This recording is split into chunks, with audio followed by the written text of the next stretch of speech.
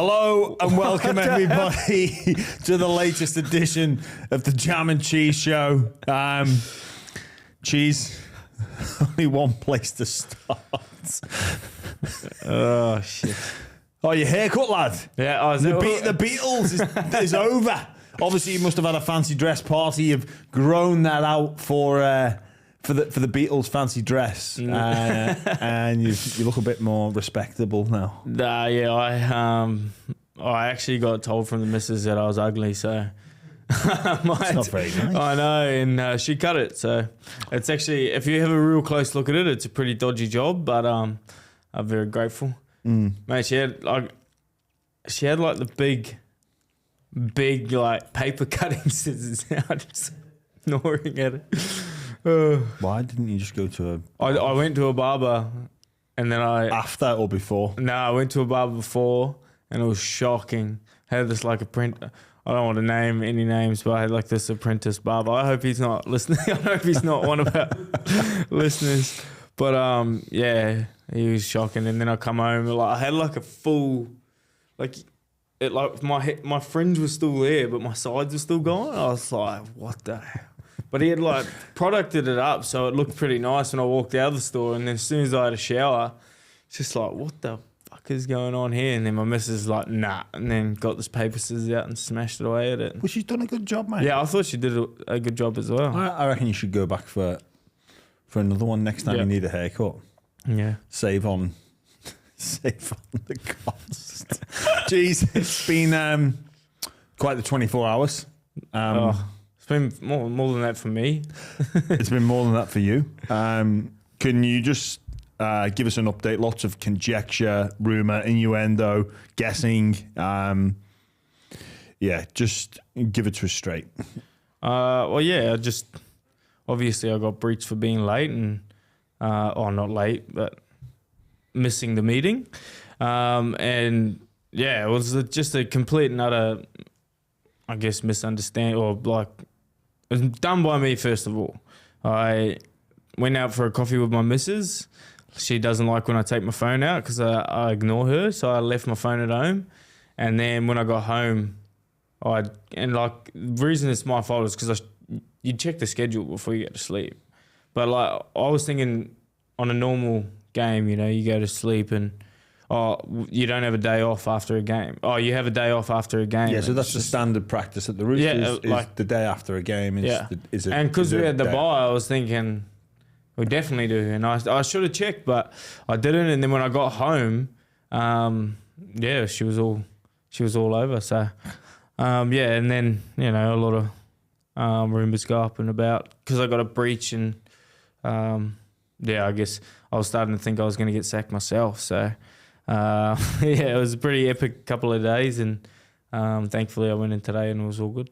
So you've been into Roosters training today. Yeah. How was the group and how was Trent? No, the group were just funny. The boys were funny, making fun of me and all that. And then Trent, ironic cheer. Trent was disappointed because it's quite a rookie mistake, and not much really come of it. So, just to clarify, you obviously go back, you pick up your phone. There's messages, missed phone calls. You go into the meeting because I missed the meeting. That's the problem. Also, it was a group all-in meeting. So it was the half.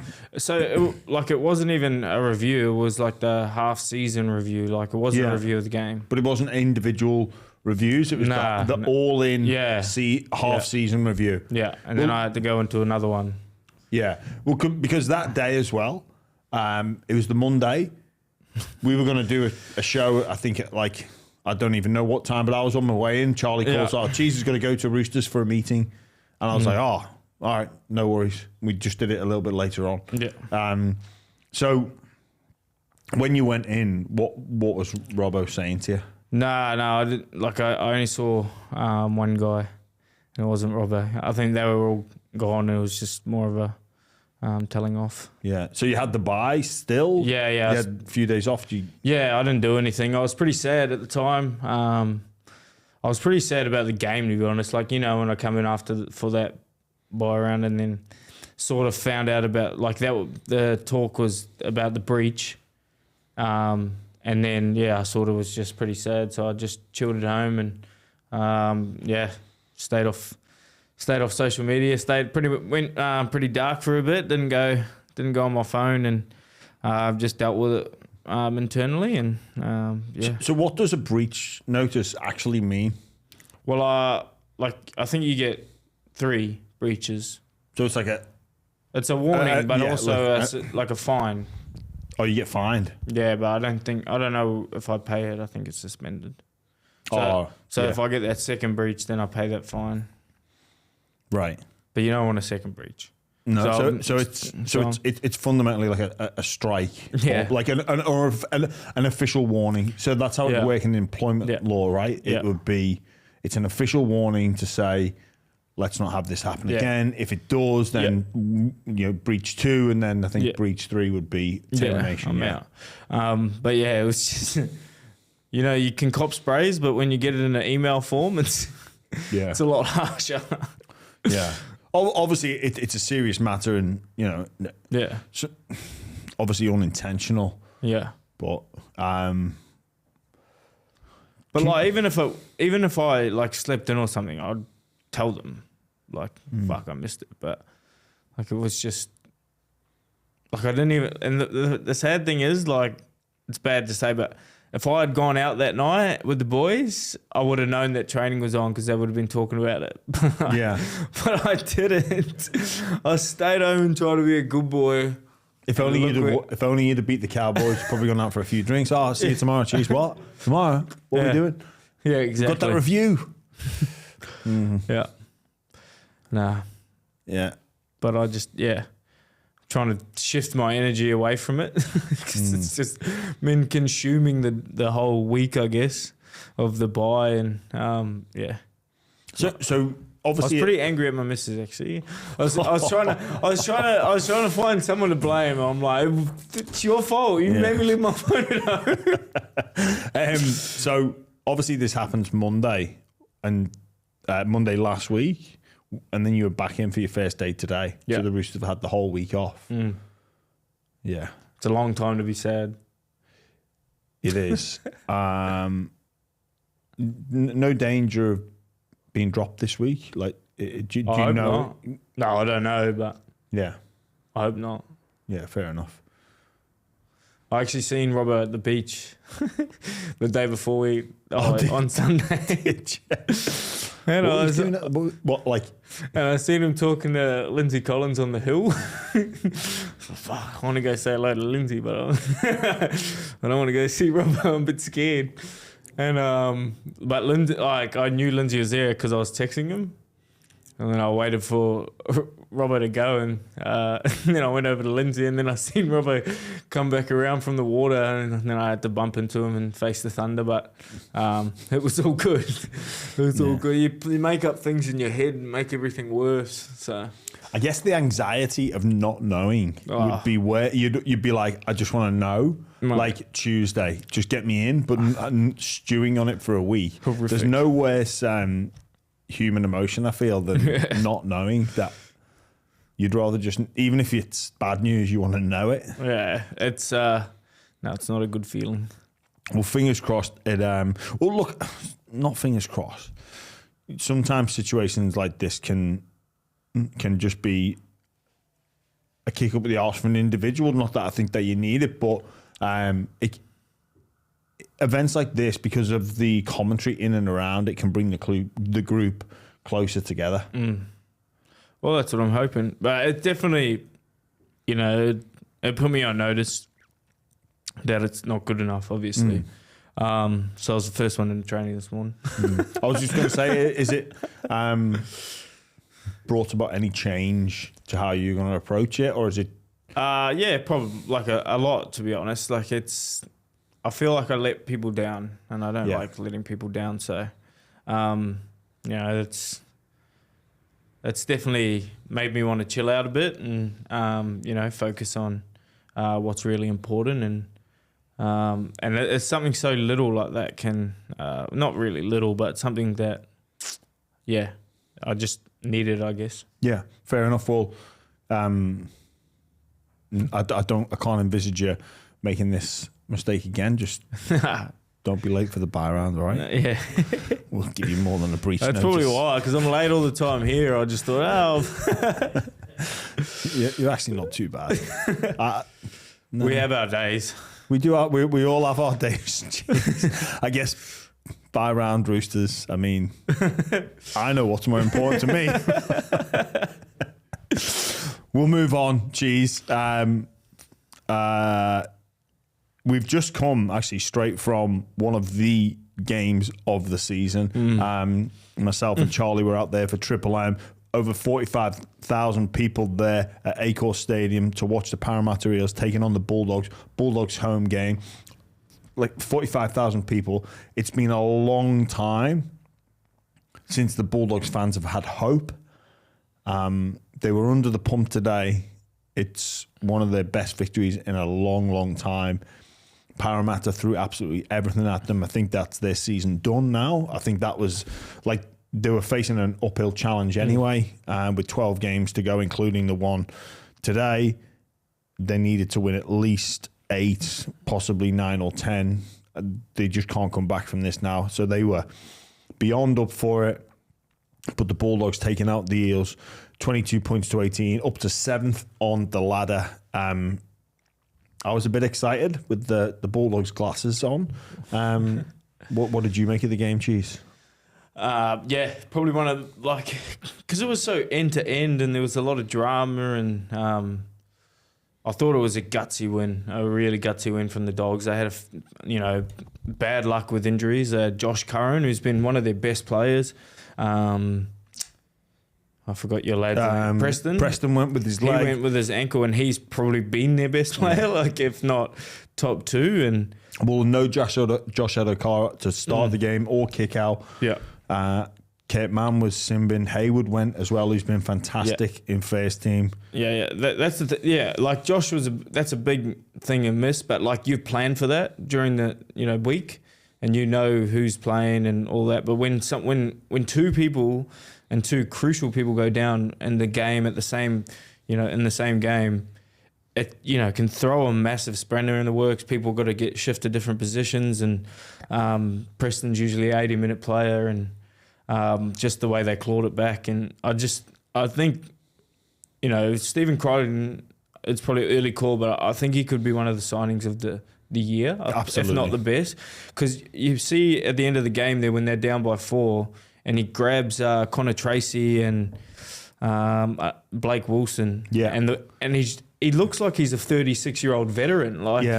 And he's just like literally dissecting them, and you can see it in their eyes, and they're all just looking at him and just know that he knows what he's talking about. And that's not easy to come by.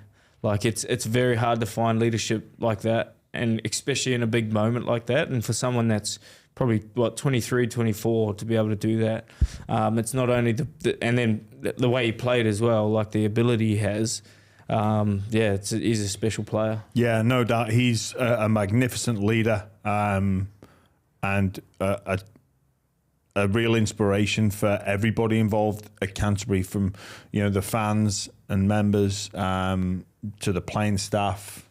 The coaching staff, the admin staff, they all look to Stephen like. Yeah. What about you, Jimmy? You're part of the staff, aren't you? My contribution to what's happening to the Dogs on the field is about as close to 0 as you can possibly imagine. It's your first year there, eh?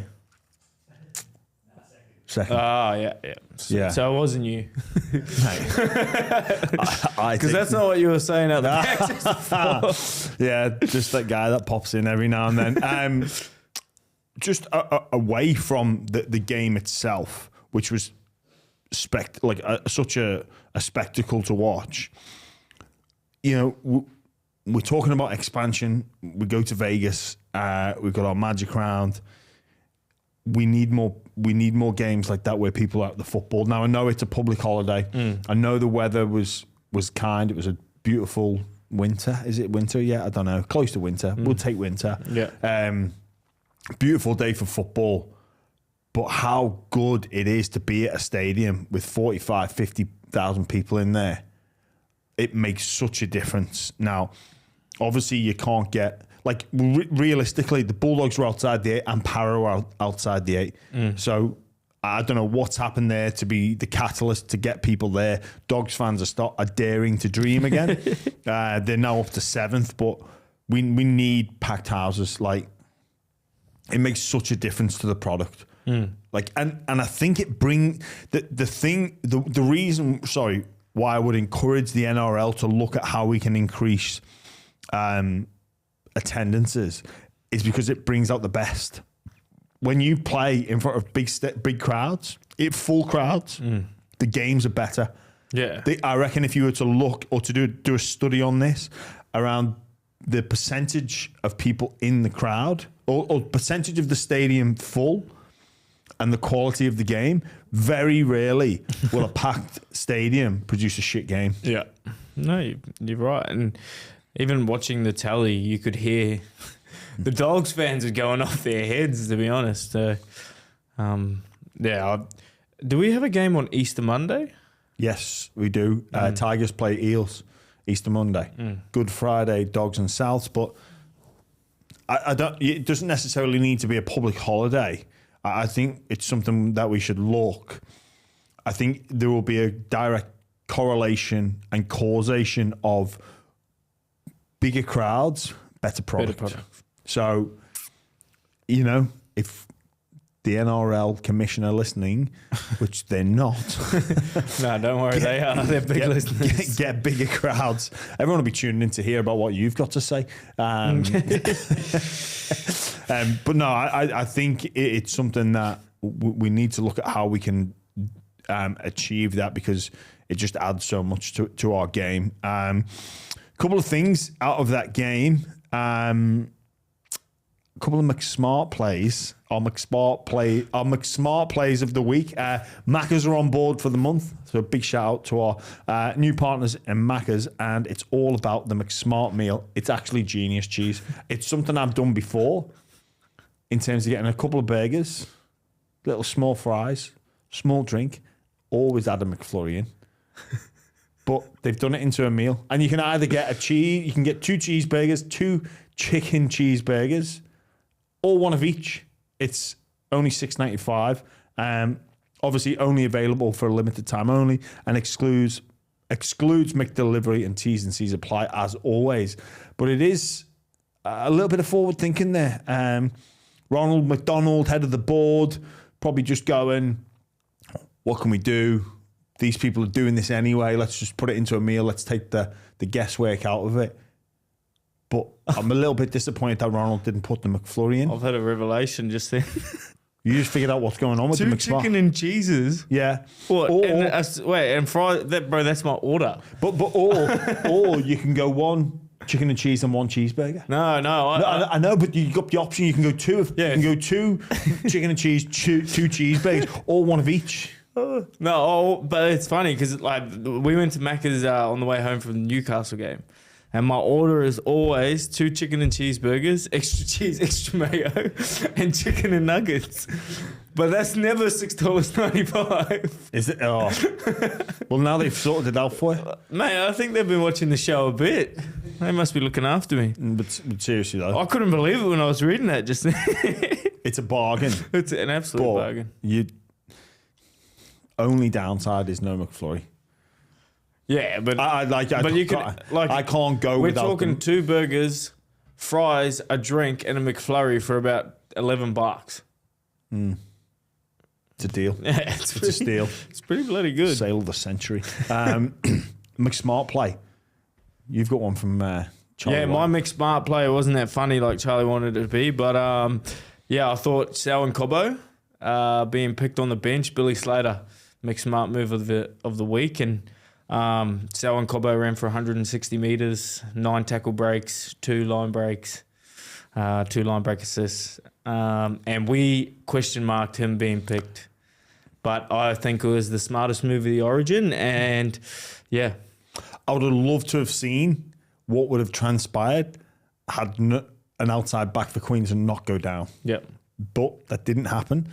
So it is a McSmart play. My McSmart play, or not so McSmart play, was going to be you being late, but we've touched on that. So imagine if we'd have just saved it and just gone McSmart play, getting a breach notice. No, my McSmart play is, look, I'm a bit of jack of all trades, master of none. There's a good book around how generalists triumph in a specialised world. So for me, Peter Goff today, there was a breakdown on the left-hand side. He's the referee. And instead of just looking and watching, he tried to score a try because I think he's trying to show maybe Michael Maguire was in the stands watching. Does he want the referee to score for New South Wales? I just thought Peter Goff showed great versatility. That dream of being an NRL player is still alive for Peter Goff because he showed great awareness to get close to the ball. Couldn't quite finish it off, but Peter Goff, you did. You certainly made a mark with me for at least numbers in the picture. Numbers in the picture. Whether you're trying to score it, clear it, did a fantastic job. Not often. Every team needs a try scorer. Not often the referees get much credit for what they do. But well done, Peter Goff. That was a very McSmart play because you're looking to add just a couple of strings to your bow. So well done, Peter Goff, and big thanks to Marcus for supporting us in this podcast. In terms of Blues, Mitchell Moses there today. Obviously, it's hard to judge Nico Hines' performance because of the fact that they were down to 12 for the best part of 75 minutes of the game. Yeah. Do you think Moses comes in with the level of performance the past two games? Oh, I don't know. Like, they still lost today, and that's no fault of his. I think Bulldogs just played well, but like, it's just so difficult. Like, I guess it's a big decision to make for Madge, and it's just very difficult to comment on it because, like, being down to 12 men, everyone's going to hurt from that. Yeah. You know what I mean? I think Angus Crichton went into the centres. Well, no one really... It's funny because no one really plays anywhere. No. You're a centre, but you're not. And like Crichton switched sides and everyone goes, oh, finally he switched. It's like, well, there's still a massive gap on the other side. It's... I think some people just went at the low-hanging fruit there. Yeah. But I think, look, I really like Nico. He's a magnificent player.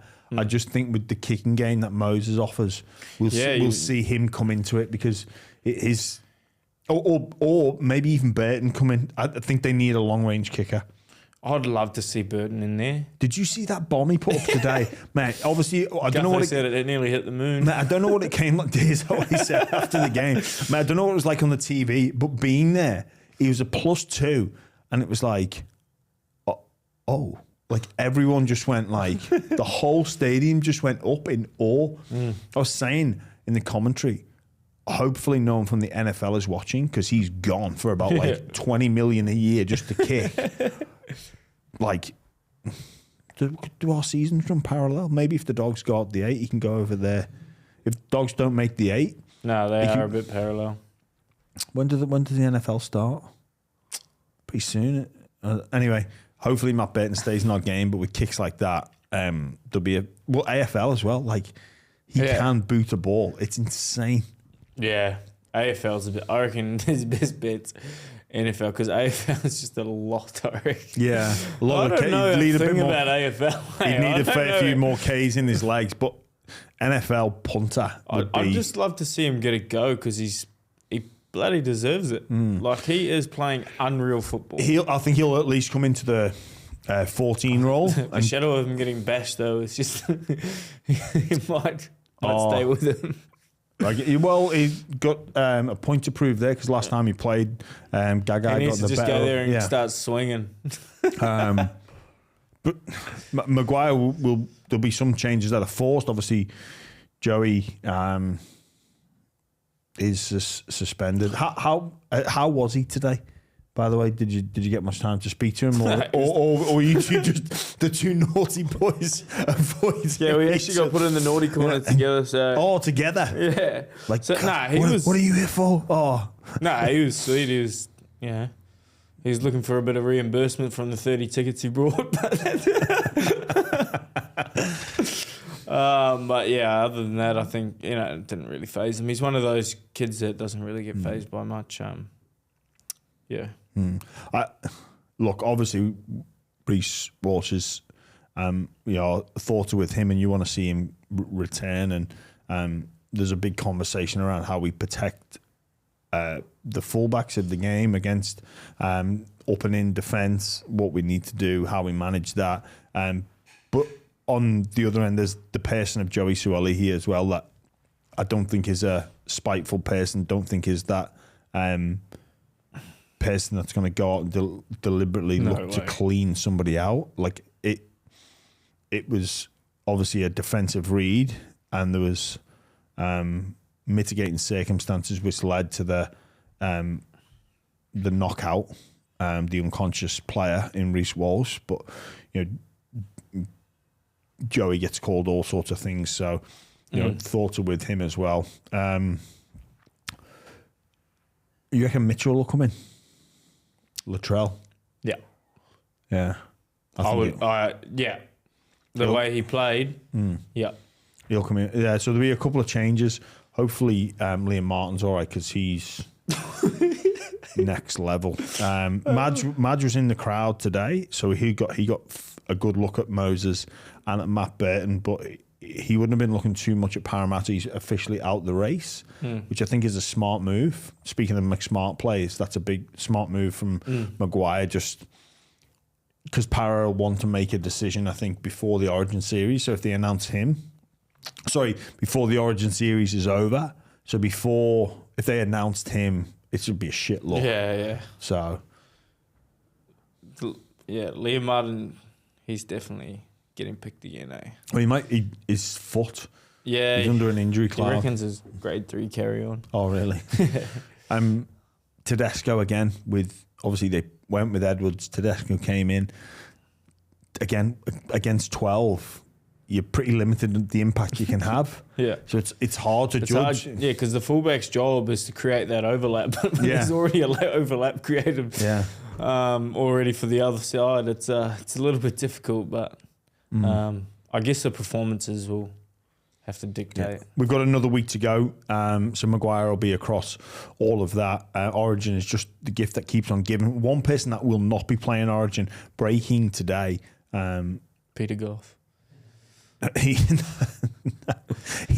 will not. He definitely won't be. Tom Flegler, nerve damage to the shoulder, an innocuous, what looked like a burner, and we've all experienced those. But I'm being reported today, very serious. Looks like his season is done, and potentially they're saying career because of this nerve damage. It is nerves. If you speak to people with a medical background, will tell you that it's a lot of the unknown. You speak about you being not knowing what's going on when you meet Trent. Well, when you've roast fest, Charlie. We'll edit this out. No, with Flegler, the unknown, and I think I read quotes from Jeremy Hickman where in the gym you wouldn't know unless certain movements happen. I've had nerve damage before, but it came back pretty quickly after a quick operation. But it wasn't actually the nerves; it was the spur that went into the tube, I think. The spur was pushing on the nerve, which means it wouldn't fire to my arm. Yeah. But then the operation fixed that straight away. But this is actual structural nerve damage, I believe. So there's a lot of unknowns. And for the Dolphins to be public with the fact that Flegler may never play again, like, it's just a reminder of just how dangerous or the potential danger that our game or the potential danger of our game at times. Yeah, it's I only found out when you told me today, but it's obviously bloody shocking, and you feel for him because, how we're talking about the unknown. Like he's in a world of unknown at the moment, not knowing, if you're going to play your game you love or, your career's over or something like that. Like it's just it's a massive loss, and for such a good player as well. Not that if it was a shit player, it'd be any better. But if you shit, whatever. But yeah, I think I got nerve damage still in my face. Like I was just trying to test it out before. If you touch like this area, like I can't feel my finger there. When I broke my jaw, I messed up a bit there. So it still doesn't, like I can feel it a little bit, but like I can't feel my finger touching it. I can only feel, you know what I mean? And it's pretty annoying sometimes because if I have food or if I drool or something, I can't feel it. But I can still play rugby league. So do you know the old English halfback Sean Long? Would you have come across him? No. Well, he was a teammate of mine at St. Helens, and he broke his cheekbone, and they went in to fix it through, like by the jaw there, and the best surgeon was away, so they had to get this other geezer did it, and it damaged all the nerves in his face, and like, you know what footballers are like. He came into training, bearing in mind he's a white guy, he had dreadlocks. And he comes in with this like huge looking face, like but all on one side, and we just burst into tears of laughter. And he was like, he started to laugh. He went, fuck off. Like, so you know when you're laughing hard, you close your eye. He couldn't close that eye, so only one eye was closing, and he's just like rocking in this chair, going, fuck off. And he got to the point where, you know, when people like, when they laugh and they cover their mouth, well, because his eye was fucked, he'd laugh and he'd go, and cover his eye when he laughed, because fucking people. Sean Long. Is it still bad now? Yes, still like, it's still messed up. But he couldn't sue because he signed the waiver, but he got absolutely butchered. But it was one of the biggest belly laughs I've ever had. When he first came back into training, there was a couple of us in the dressing room. I think there was 4 of us, and we just could not stop laughing. And he then, laughing at himself, made it worse because this just face was fucking everywhere. And the dreadlocks on a white guy just made it even better. But on a serious note, Tom Flegler, our thoughts are with you and wishing you... The doc said to me, a nerves heal on average 1 mil every day. Really? So Tommy, count those mils, count those days. This is like, I think he's 24. Oh, and like you say, Cheese, the game that you love to be potentially taken away. The level of frustration over something so innocuous would just drive, like, it would drive you mental. You'd want to do it if you're going to get injured and never play. You think, I want to do it, go out with a bang. Yeah, like in a big moment or whatever it is. But far out, man, he just must be like screaming inside his mind. Realistically, like if he medically retired, could he come back later? If like he'd maybe go for different, like there'd be maybe advancements in surgery, or maybe look elsewhere to go for some like trial surgeries, or like what would be the correct term of phrase, like experimental surgery to risk it. But it would likely, again, I'm no medical expert, but what I've read, it appears as though it's going to be a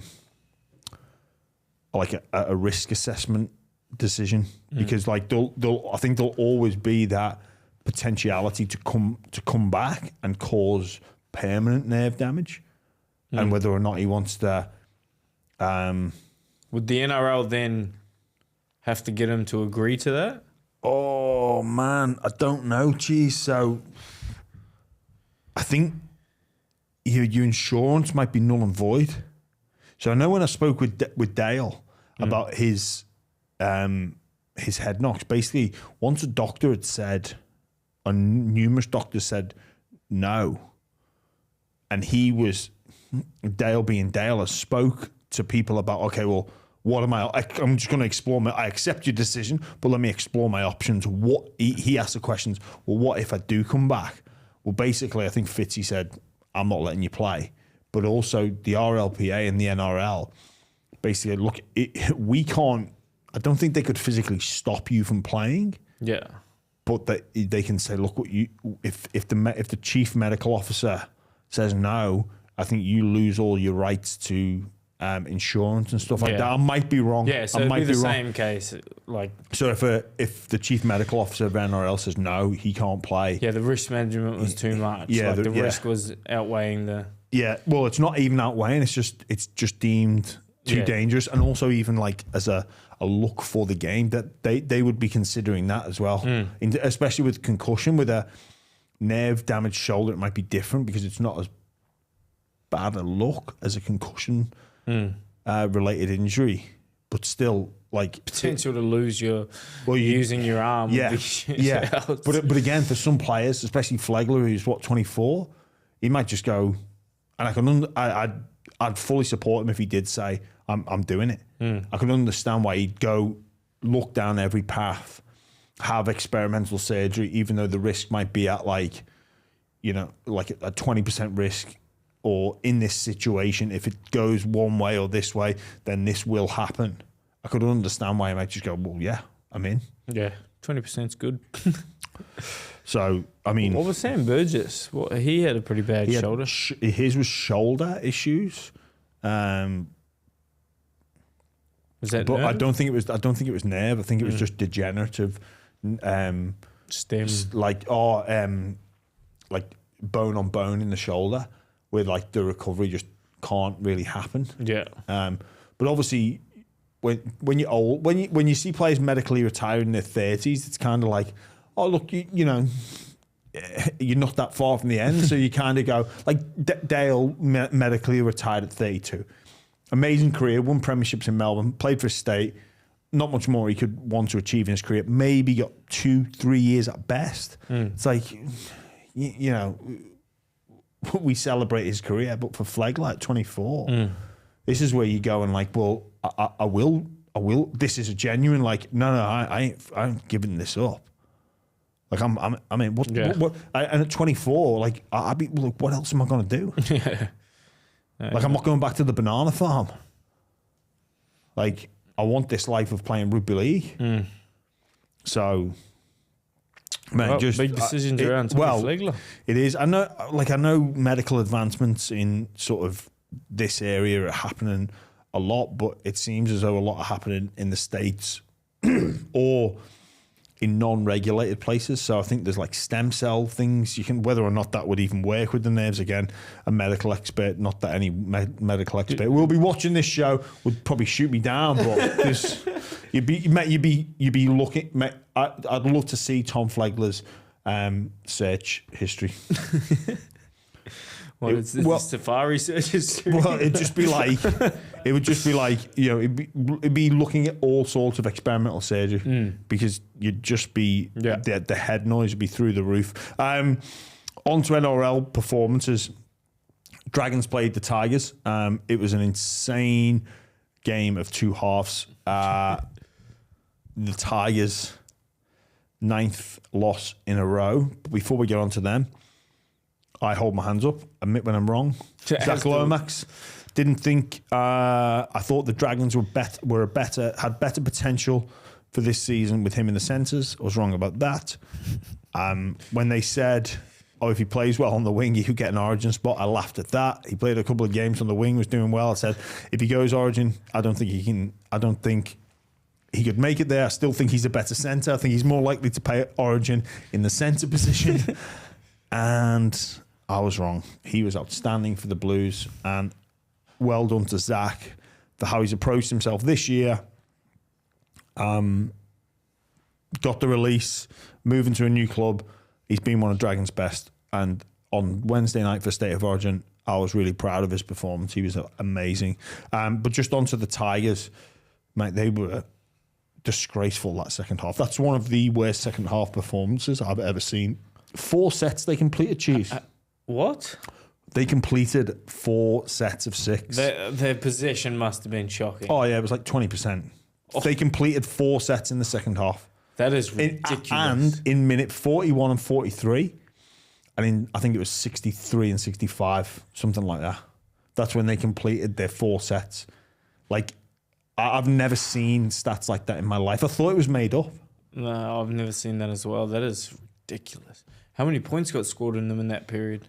They conceded 46 from memory. I think it was 14-10 at halftime, and it finished 56-14 off the top of my head. I could be wrong. I remember watching the game and watching them defend their line, and then they got that try just before halftime. It was Flanagan was fuming actually after the game because Kyle Flanagan, I think that's a try. Oh, that's an absolute try. Yeah. Kyle, Coach Flanagan was fuming that was taken off, and it could have been took a try off my son. Well, it could have been big, really, like in the context of the game, but the Dragons just blew them away. Oh. It's a huge game for the Tigers this week against the Titans at home at Leichhardt, 3:00 on Saturday. So they need a victory. It's 9 in a row now, and they were awful. And just performances like that, the spotlight's going to be on you, but it's on even brighter because they've lost 9 in a row. They've had 2 wooden spoons. Their coach went to Fiji during the break. Like, it's going to come on you. Yeah. Now, I know you were late during that. So. Jimmy's still going on about the old coach. Imagine if you said, look, I know I was late, but how the fuck at least should have gone to Fiji. What do you make of the Tigers at the minute? Yeah, obviously it's like I don't even know what a win's going to do for them, right? It's more of a morale boosting sort of win rather than a genuine threat to the competition. It's pretty tough. I thought at the start of the season they were looking like all decent, and that Galvin was looking like the person that could steer them around, but obviously it's not the case. And 9 losses in a row, I couldn't imagine. Hopefully I don't have to go through something like that. Yeah, well, look, I think when Benji first came in, we all got the pom-poms out and we're like, oh, we're up for this refreshing change. It's a route that's not been taken before. Look, I think Benji was only ever going to get the job at the Tigers going this way about it. Didn't serve an apprentice, was the assistant coach for 1 year. But no one gets this opportunity unless you're Benji Marshall. He got it, and his approach is come under the spotlight because not just is he new and unique, but he's doing something new and unique. So it's naturally going to be questioned, criticised, and that's when you do a job in the public domain, that's par for the course. It just is what it is. Yeah. Some of the things I'm concerned about is the mixed messages. So he said before the game, we're going to throw the ball around. We're going to play expansive, and they did that in the first half, especially a lot of yardage shifts. But then he was filthy at their discipline, and he said he'd spoke to them about being disciplined in the week. I don't know about you, Cheese, but if I'm getting throw the ball around and be disciplined when you've lost 9 in a row, I think I need it simplified. I either can be disciplined or I can throw the ball around. Or because he said the most sin-bin team in the competition, which is correct. They give too many yardage penalties away and they drop too much ball. But if you're saying that, but also then saying, hey lads, I want you to go out there and play expansive football, especially 9 in a row loss or 8 in a row losses, like some teams can do that, can get that message of, hey, just tighten up our discipline a bit here, lads. But also, look, we're going to play. I don't think the Tigers are in a spot where they can get those 2 messages in the same week. Yeah, well, what do you think their approach should be now? Like, obviously throw the ball around, but what's the message you give to them? Well, I think I've been involved in form slumps, both personally and as teams. 9 in a row lost? Not as bad as this. Yeah. But I think back to those times and the experience would be, let's just strip it back and simplify it. Let's not play an overcomplicated game. And look, on one hand, you've got a situation like the Dogs that they had their defensive structure last year, but they didn't have the personnel to do it, but they stuck by that defensive structure. I don't know if the Tigers have that level of defensive structure. I don't think that's the type of coach that Benji is, and he certainly wasn't that type of player. That said, that could be going on in the background that we don't know about, and maybe with personnel change, that will change. but he's been part of this rebuild. He was part of the decision-making process to bring the players in and move players on from last season. Like, he's known he was getting this job, so he's got to take some responsibility for that. I think as a player, the message I would probably think about delivering is, or I'd want to hear, or as a senior player, is let's just strip this back. Let's just play the percentages here. Like, we can't be telling young halves in Galvin and Sullivan to like throw the ball around, and Jerome Buehler at the back. Like, we can't be giving them license to go chasing points. Yeah. And the flow and effect that has to the group, the mentality of the group, about being disciplined. I think it's sometimes coaches like, this is our style, this is the hill I'm going to die on, but also really good coaches adapt to the situation, which is ever changing. And I think sometimes you need to go, and especially in such a young journey, in such a young man's coaching journey, to go, maybe it's okay to admit I was wrong and I need to change for this week, and just go, let's play a bit more of a conservative style game, at least for the first 60 to 70 minutes, and then let's be in the contest and back our skill at the end. But it doesn't seem like that's happening. That's personally when we've been in form slumps before, that's what I've done as an individual. Strip it back, don't overthink it, don't try and play my way out with short passes. Just play direct, play the ball quickly, get the team on the front foot, defend well, cover areas, keep moving forward, work on my line speed, work hard for market. Simple as that. And the team, that would be the message. Let's kick the corners, let's chase hard, let's pin them in, let's make them make the mistake.